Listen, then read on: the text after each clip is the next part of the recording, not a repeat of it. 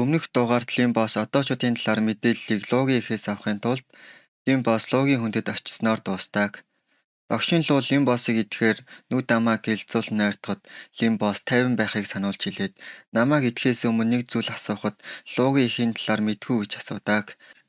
Логийн эхийн талаар асуухад луунууд ихэд гайхаж айсан байлаа. Үгүй байлгүй дээ. Энэ залуу цөхрөлийн аав гэж үг гэсээр хойш ухарч айдас татав. Лимбос гайхсан байдалтай юунд цөхрөл вэ? Тэр логийн эхийн хүүхэд нь гэж юу? Хөгшөө ийм байна. Цөхрөл гэдэг хочтой аимштай лууд байдаг юм аа. Түүний их нь логийн их юм аа. Ээж нь түүнийг Нип Хоб гэж дууддаг.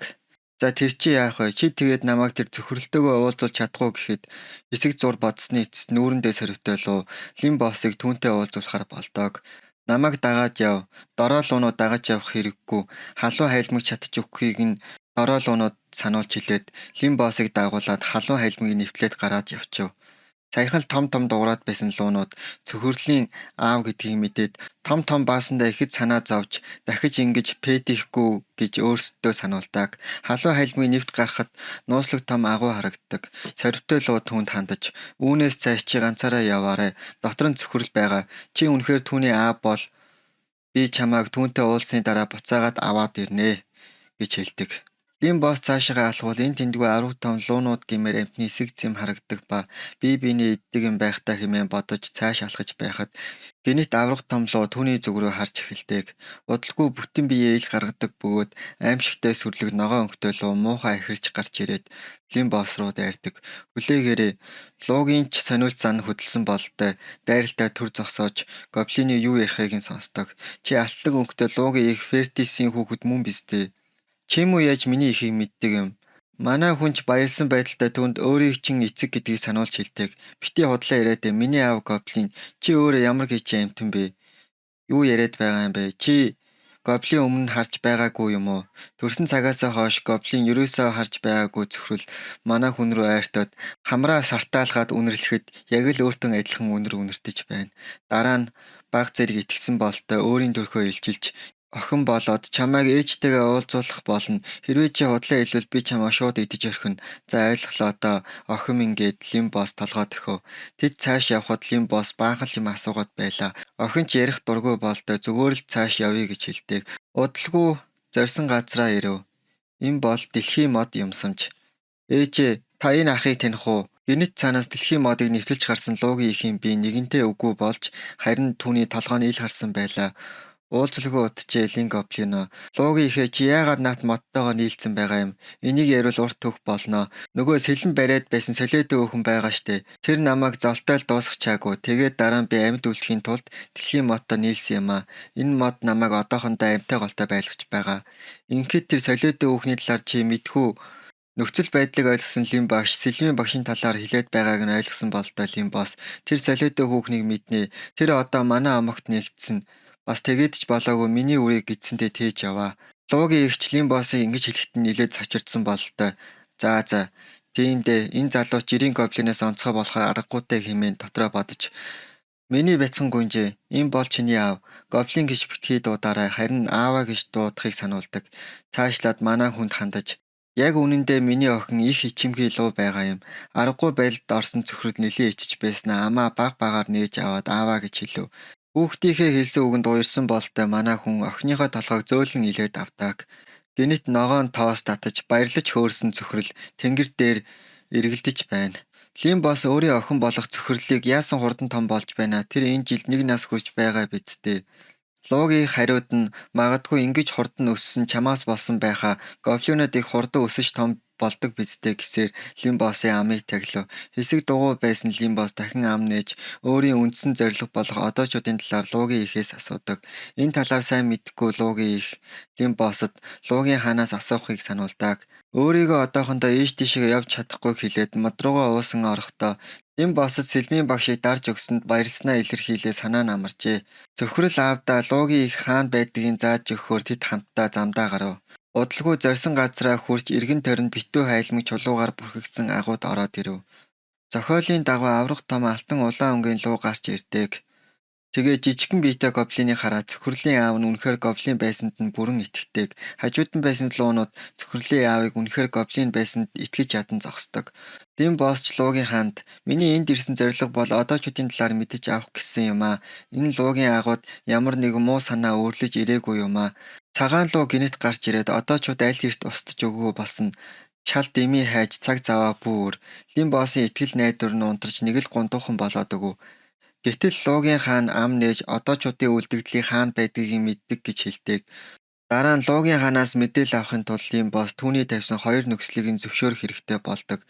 За тэгье миний чадах зүйл байгаа бол чиний хоёр нөхцөлийг чинь заавал зөвшөөрнө гэж хэлдэг. Эргэн тойрон чимээгүй болж Луугийн хааны үгийг чимээгүй луунууд хүлээж байлаа. Удалгүй Луугийн хаан саналаа тавьж эхний нөхцөл болох чиний охин цөхрөл эргэн тойронд байсан луунуудаа барьж иддэг. Энэ явдлыг нь зогсоох. Энэ асуудалгүй. Би болиулж чадна. Гэхдээ миний охиныг үг хэл амаар дээрлэхгүй байх хэрэгтэй.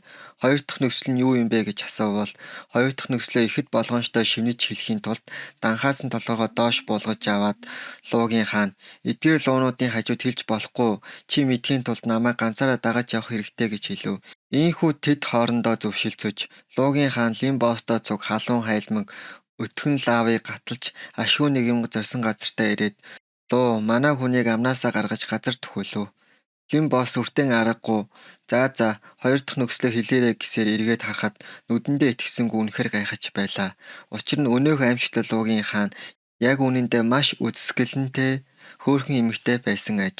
Хөөрхөн эмэгтэй харсан Лим босс нөхцөл байдлыг буруугаар эргэснийг мэдээд хоошоогоо ухрахад Луугийн хаан ойртож очиод наалдах шахам хоёр дахь нөхцөлөө хэлдэг.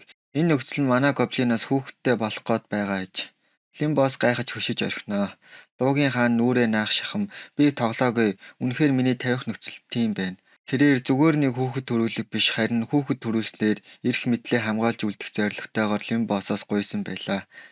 Лим босс хэсэг эргэлзэж байснаа дотроо хэрвээ би энэ эмэгтэйгийн хэлсэн нөхцөлийг биелүүлвэл танилын холбоо минь нэмэгдэнэ. Бас түүний хүүхдээр шалтгаглаж илүү их эрх мэдэл олж авах боломжтойг ухаарч ухаантаас зөвшөөрөв.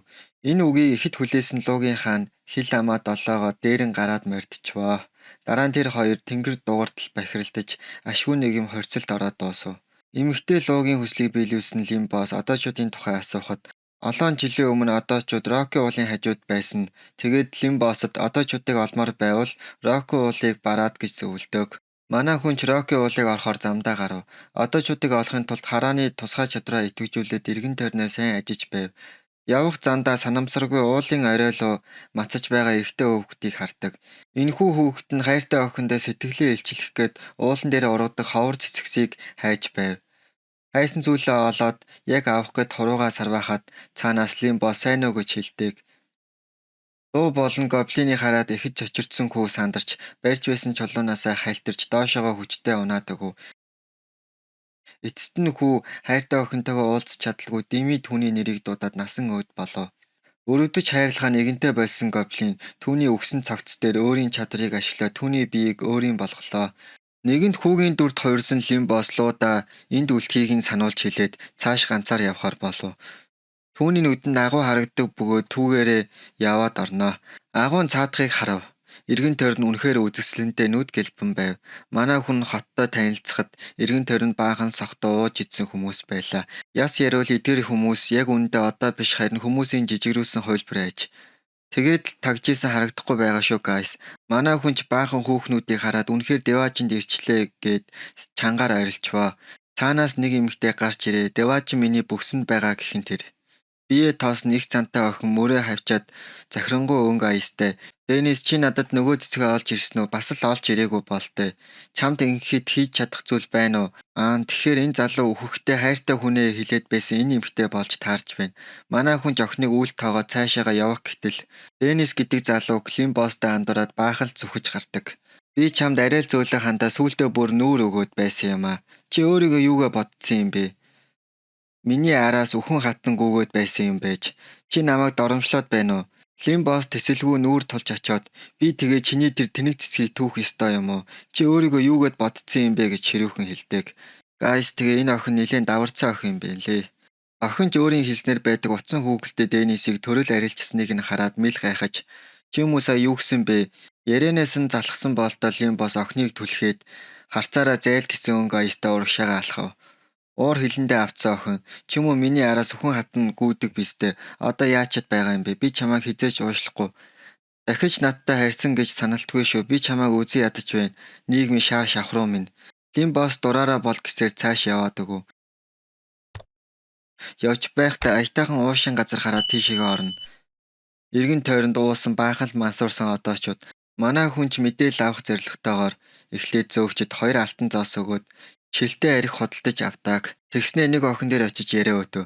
Надтай хамт уухгүй үз. Бололгүй яах вэ? Гэхдээ чи хүнтэй сэтгнэж чаддгүй юм байна. Эвгүй байдалд орсон Лимбос баригдсанаа мэдээ шилтэй архиа хундаглаад мань хоёр ёстой нэрээ борж өгвөө. Охин ч өөрийн талаар ярьж байснаа энэ хотын амьдралыг ярьж үхшгүй амьтад энэ хотод их гай зовлон учруулж байгааг хэлв. Хэрвээ тэр үхшгүй амьтныг дараад өгөхөн гарч ирвэл одоочуудын хаан Баатар Эрд маш их хэмжээний мөнгө тусалцаа үзүүлэн гэтээг. Лимбос түүнээс хэрэгтэй мэдээлэл олж аваад үхшгүй амьтдыг өөрийн хүчээр дарж аваад хаан дээр очивол гарцаагүй түүний шидийн зэвсэг хийх талаар суралцаж чадна гэж боддог. Маргааш манай хүн нэлээд шарцсан болдоо толгоогоо бариад босож байлаа. Тэгтэл хажууд нь охин хэвтэж байна. За тэгээд юу болсон ойлгомжтой биз дээ. Тайлж хайсан хувцснуудыг хараад мэдчихгүй юу дөө. Охин ч өчигдөр болсон зүйлд нэлийн сэтгэл ханамжтай байв. Тэгснээ Лимбосод арих их даадгийг нь хэлээ шуналтан аргагүй нахихаар ойртов.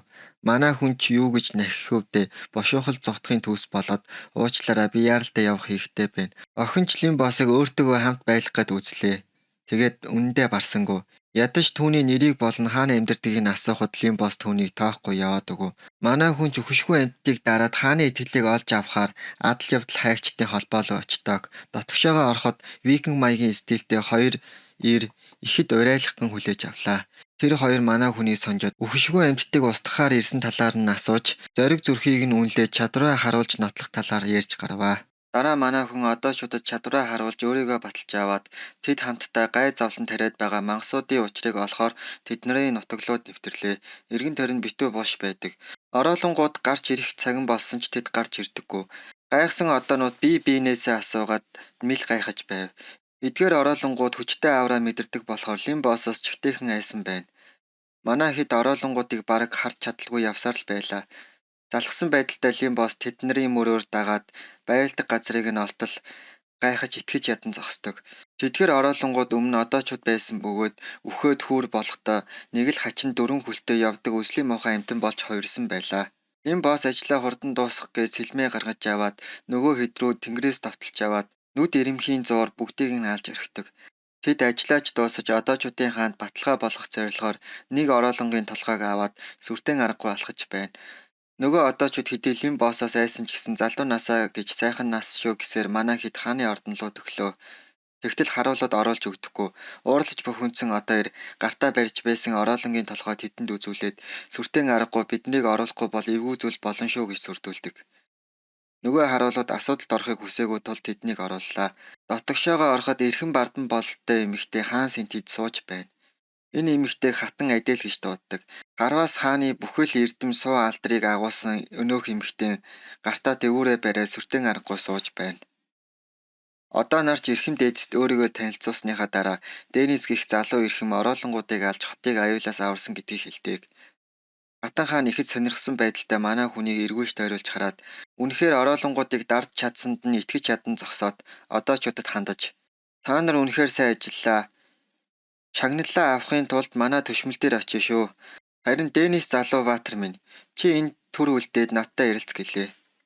Манай хүн ам нэгэд эрхэм дээдсээ ороолонгуудыг яасан гэхдээ надад алт мөн хэрэггүй. Зүгээр л одоочуудын хийж чаддаг шидийн зэвсэг хэрхэн хийх талаар заагаад өгөөч гэж хүсэж байна. Чимээгүй бай би мэдчихээн. Би чиний шагналыг анхааралтай авч үзэх болно. Олон жилийн өмнө одын хаан тулсад тань шиг зоригтой залуу гарч ирээгүй. Хатан хаан дэгжин алхаж ирснээ дэвүүрээ Лимбосын нүүрэн дээр наагаад ороолонгийн тухай гэвэл надад тэр огт хамаагүй. Шидийн зэвсэг хийж сурахыг хүсэж байгаа бол надад өөр зүйл өгөх ёстой.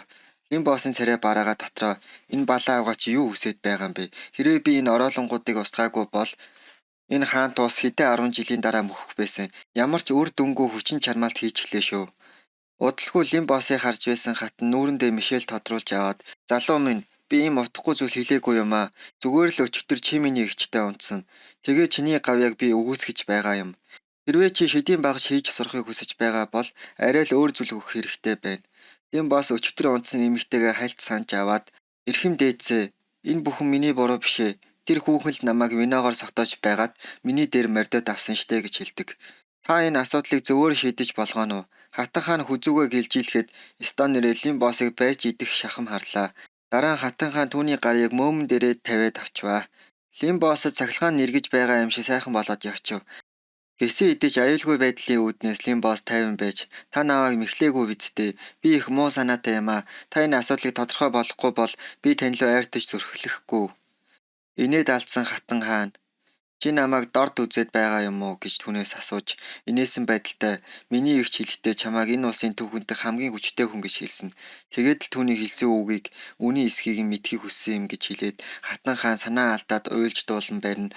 Миний нөхөр болох хаан үнэхээр хөгшөрсөн. Шүднүүд нь бүгд унаад баач чих нь холгүй болсон. Гэтэ тийм амар хөгшин биш л дээ. Би тэр хөгшин хаан залуунаас өөрийн зугаа цэнгэлгээд бүх зүйлээ зориулсан гэд дараа нь цааш хараад хуруугаараа нулимсаа арчив. Ямар ч тач чи тэгээ шидийн зэвсэг хийхийг хүсэж байгаа бол намайг сонсох хэрэгтэй. Лим босс хариулж амжаагүй байдалд нөгөө хатан шунал тачаалаар дүүрсэн байдалтай Лим босс руу дайраад Стон нэрээ өөрийнхөө хүслийг хангалаа. Түүний зөөлөн анхлын үнэр үнэхээр гайхалтай санагдаж хүслээ барьж дийлхээ байсан Лим босс түүн дээр мордоод хорцол эхлэвэ. Дараа нь түүний хүч нь маш жоохон нэмэгдлээ. Лим босс амаа нээж одоо надад шидийн зэвсэг зааж өгөн биз дээ. Гэвч Хатан хаан удаан хугацаанд амсаагүй биеийн жаргалдаа ташуураад юу ч хэлж чадахгүй айхэлж хэвтэж байлаа. Яг тэрхүү үед хаалга хүчтэй нэгдэж тагжижсэн харуул гүйж ирээд хатан минь түүний биеийн байдал хүнд байна гэж хэлхийн зэрэгцээ харуулын нүүр ам нь улаагаад итгэж ядан зогсоно. Учир нь тэр Хатан хааныгаа урд нь ийм байдалтай байгааг харж байгаагүй аж. Хориотой зүйлийг харснаа ухаарсан харуул буруу харж аваад доош бүхэж юу ч болоогүй юм шиг дүр эсэгтэйг. Хатан минь тэр үхлийн ирмэг дээр байна. Тэр сүүлийн удаа тантай уулзахыг хүсээд байна. Хатан хаан зөөлөн инээд аваад нүүр дүүрэн мишээгээд өнөөдөр ч дашны бэлжинэмтэй өдөр байна. Тэгээд тэд хувцс хунраа өмсөж аваад Лим босс ам нээж Хатан минь би дараа нь тантай уулзъя даа гэж хэлв. Гэвч цаанаас нарийнхан хоолоогоор хонгор минь энэ чамааг яв гэсэн юм. Чи надтай хамт явах болно. Одооноос эхлээд хааны орд нь бол чиний гэр. Одооноос эхэлж би чиний хаан, чи миний Хатан хаан. Лим босс шоконд ороод өөрийгөө Хатан хаан болсон гэдэгтээ итгэж ядан зогсоно. Дараа нь хувь тавилантайгаа эвлэрсэн бололтой одоочуудын нууцыг мэдэж авах эхний зорилго гэж зөвшөөрөв. Тэд хамтдаа хааны байгаа өргөөнд ирэхэд хаан аль хэдийн амьсгал хураасан байлаа. Олон язгууртнууд гашуудал зарлаад матрийн нулимс гаргаж байв. Хатаж харж исэн хааныг харахад яг л намрын хатаж ганцсан навчис шиг харагдаж байв. Түүний нүд нь хонхоож, арьсан цонхиж, уруул нь хөрсөн байдалтай байлаа. Харин энэ явдлыг харсан Хатан хаан дотроо баярлаж Лим босс руу над руу ингэж битгий хар гэсэн байдалтай дахив. Дараа нь Хатан хаан өөрийгөө орны эдэл гэж танилцуулаад удахгүй титэм зүөх ёслолын бэлтгэлээ базаагаад нэлийн завгүй байхаа хэлээд Лим боссод хааны ордонд үнгүй тэнэвчлэх зөвшөөрөл олгоод хариуд нь орой болгон миний өргөнд орж ирээд массаж хийх ёстой гэж хэлдэг. Манай хүн ч дуртай дургүй зөвшөөрдөг. Гэнэт Хатан хаан Лим боссын уруул дээр хуруугаа тавиад намайг одоо болтол Хатан хаан гэж дуудсаар байх уу? Хайрт минь гэж дуудвал их гой сонсогдсон штэ. Манай хүн ч юу ч хэлэхээ мэдэхгүй эвгүй байдалд ороод хөшиж байхдаа за ер нь хайрт минь гэж дуудчихвал надаас юу ч унахгүй юм чин гэж бодоод хайраа гэж хэллээ. Эцэст нь манай хүн арай ч өдөржин шүнжин хатан дээр гүйж очиод хуруу хумсаа тасартал массаж хийсний ач гавьяан гарч одоочуудын Эрдэнэсийн сангийн түлхүүрийг гартаа авав.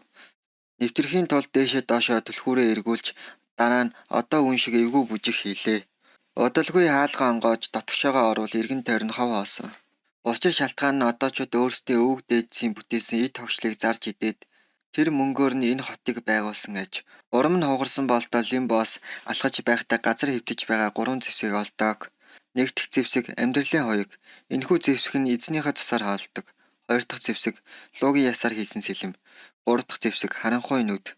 Манай хүн хоёг дээр гараа эрдүүлээд өөрийн цусаараа түүнд амсуулахад амьтаа юм шиг Лим боссод наалдаж аваад жижигхэн зүгт болоод хувирчдаг. Дараа нь сэлэн барихад маш хүчтэй аавраа мэдрэгдээд нэг л болж өгдөггүй.